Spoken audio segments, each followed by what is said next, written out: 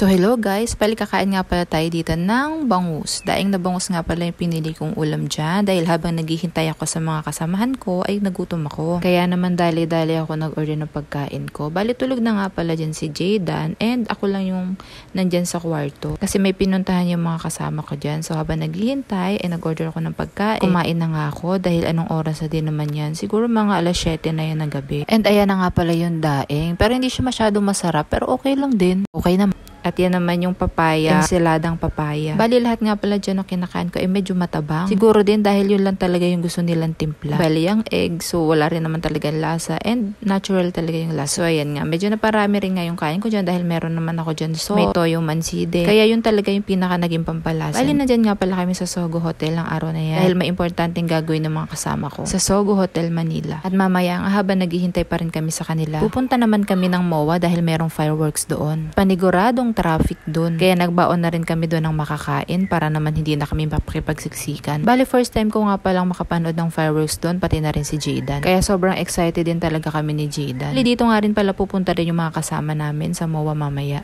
Kaya habang naghihintay kami, dito namin naisipan tumambay. Kasi medyo nakakaboring nga naman sa hotel. And yun lang. Thank you for watching.